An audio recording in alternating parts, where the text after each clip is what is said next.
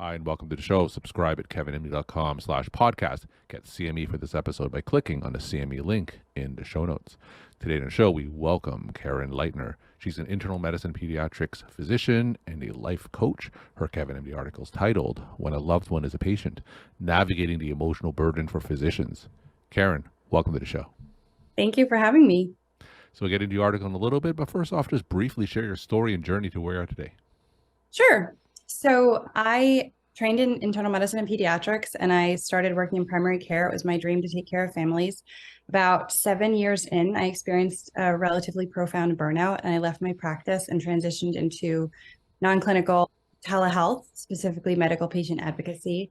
And somewhere along the way, I subscribed to a podcast on life coaching ideas, and they were really, really helpful to me.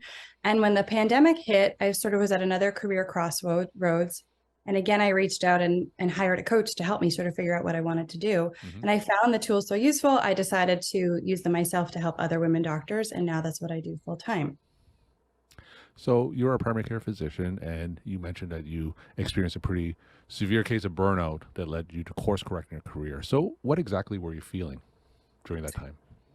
Yeah. So I don't think I realized I was burnt out at the time. I basically describe it as feeling like I was failing on all fronts. So between my patient panel, and I had reduced my practice to part-time to accommodate my growing family. I had 2 kids. I had a third I wanted to bring into the world. And I just felt like I couldn't handle it all. I was really stressed and overwhelmed and exhausted. And I didn't know what was happening or why. I just knew it didn't feel sustainable and I needed to get myself out of there. And so I left. So tell me about that journey. How difficult was it for you? It was difficult. I think that one of the most surprising things about it was leaving my practice wasn't really the solution for me. And so for a lot of us, and there certainly are things in the healthcare system that contribute to burnout. And I'm not saying that it didn't help to not be in that environment, but there were a lot of things about the way I was thinking that was compounding the distress I was feeling. And that's what I have brought into my work now and why coaching has been so helpful, because there are certain things about the system we can't change, but we can change a lot of how, and I want to be careful not to act like it wasn't my fault. I'm not blaming myself, but it was very empowering to realize, oh, even when these things stay the same, I still have the ability to get myself to a better feeling place. All right. So let's talk now about your Kevin MD article titled, When a Loved One is a Patient, Navigating the Emotional Burden for Physicians. Now, tell us, how did this article come together? It came together because I spend a lot of time speaking to women physicians, and I started to notice a pattern I was observing. And it also was, sort of applied to my own life as a human, as a mom, as a wife, as a patient. And I just noticed a aspect of suffering around when a loved one is going through something that felt different to me than what a layperson experiences. And I had never thought about it exactly that way. But I had a client, for example, who had a family member pass away. And I realized she felt a lot of responsibility for that having happened because of our medical knowledge. Sometimes we feel like we put special burden on ourselves to try to heal everybody and fix everybody. And then I also kind of realized, but we literally can't because you can't take away, you can't have the same perspective or objectivity for your child as you might. I mean, you might think you do, but I think it's challenging to maintain that. And then within the system, there's all these obstacles to helping us take care of the people we care about. And I mentioned that in the article, we don't have access to the chart and we don't have the ability to order labs. And there's also this, and I would be really interested if you experience this ever, but this kind of narrative, like, I don't want to seem like this. I don't want to be that patient. I don't want to seem entitled, but I want to advocate for what I need. It's like we're walking on a tightrope. And so I sort of compare it to like when you go to the doctor, you're also juggling like 6 oranges because you want to say enough, but you don't want to say too much, and you want to contribute, but you don't want to be too pushy. And so it's a unique difficulty. And I had never heard anyone really talk about it before. And I thought it'd be worthwhile to share, since I know other people probably feel the same way. So tell us, how does one try to manage all those conflicting feelings and tensions?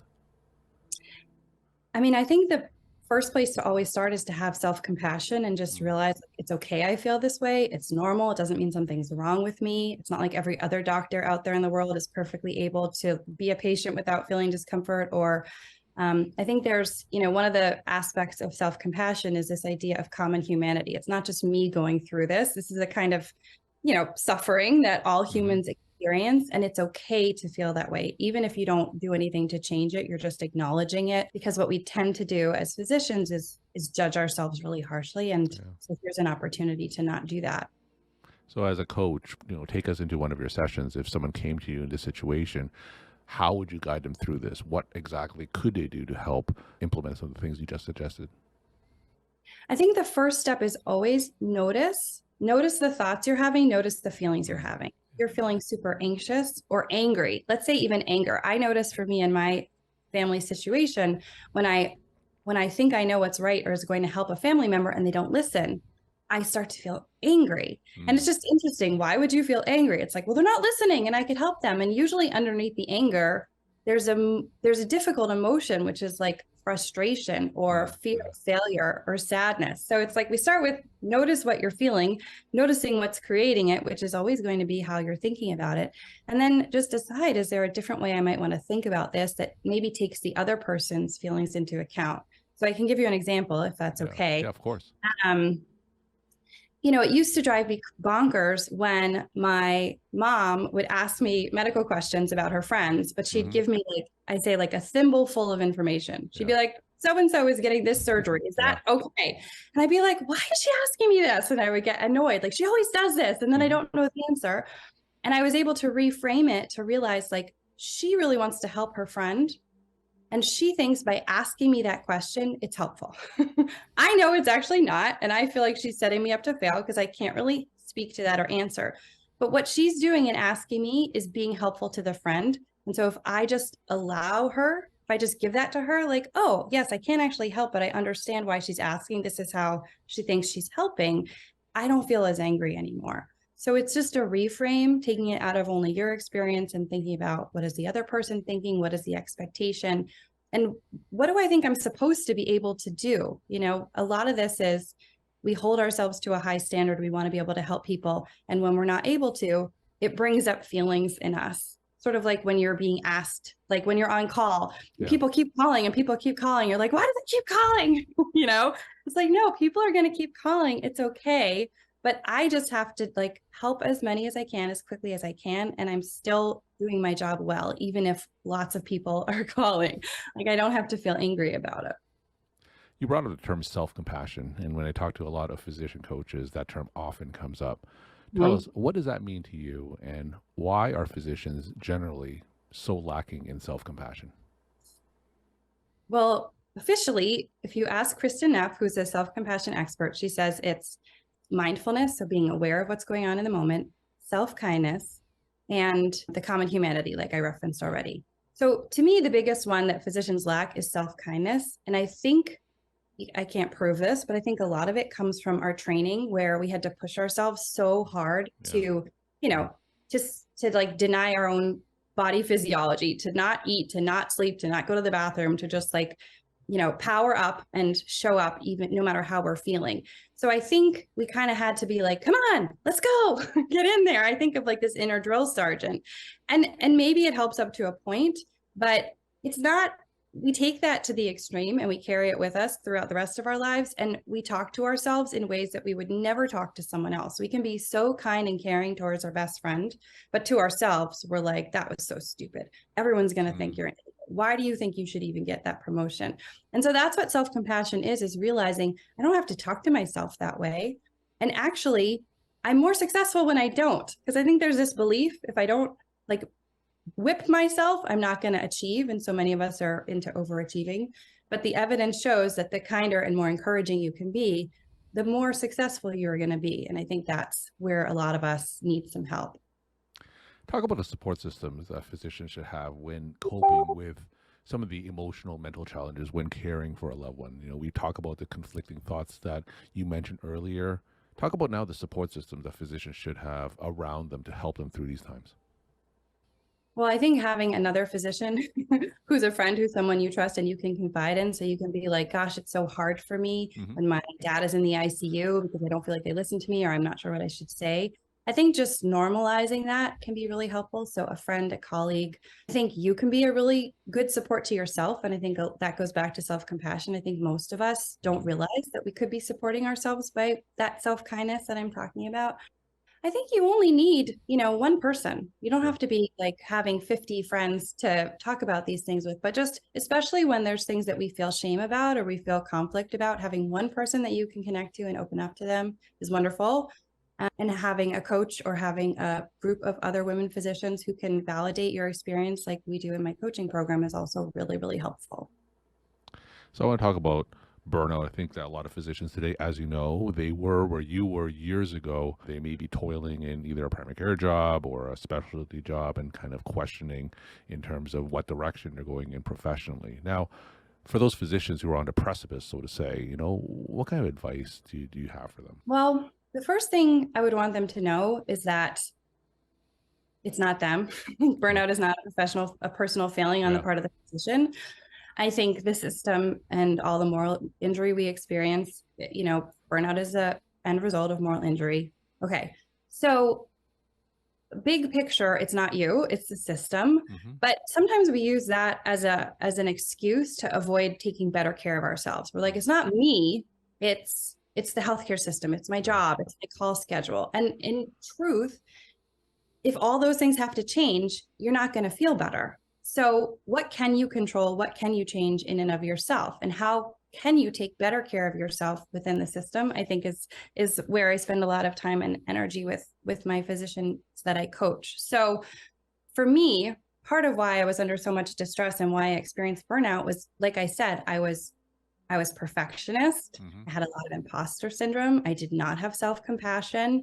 I don't think I really valued myself. And, that comes from like our socialization as women and lots of other things. But when you work on looking at those things and you can help yourself think in a better way, it's amazing how much more empowered you can be than to show up differently within that environment. So some of us, I think we adopt this learned helplessness from training. I don't know if you're familiar with that phrase, but it's like, tell us what, for those who aren't familiar, what is learned helplessness?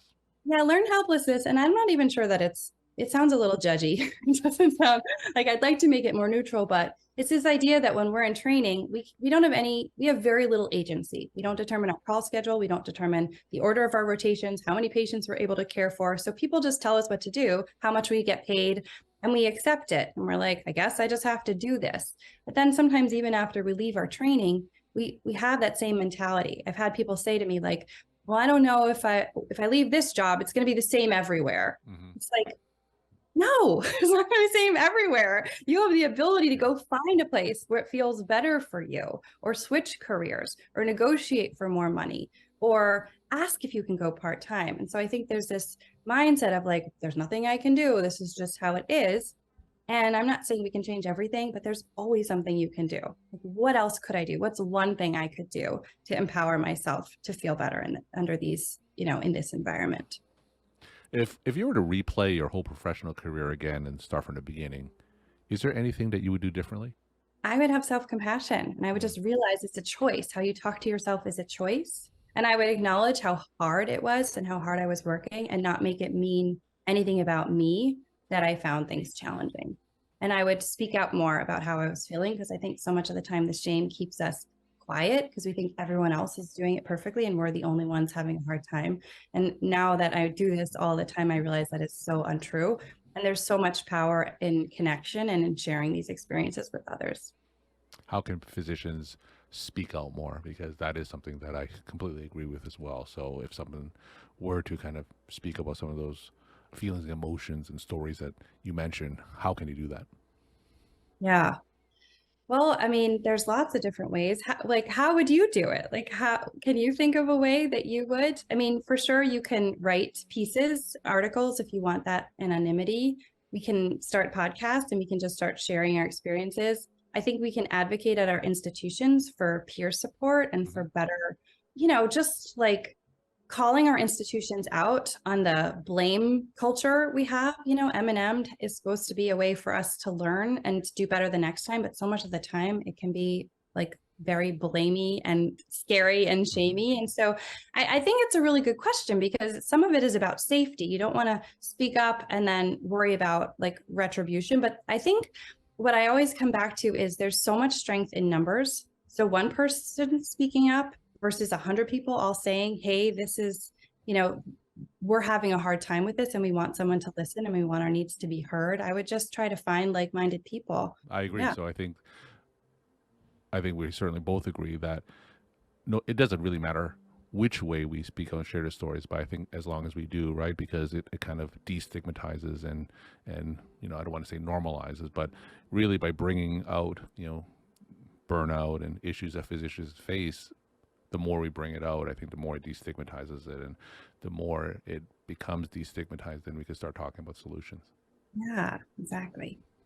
We're talking to Karen Leitner. She's an internal medicine pediatrics physician and a life coach. Her Kevin MD article is titled "When a Loved One is a Patient: Navigating the Emotional Burden for Physicians."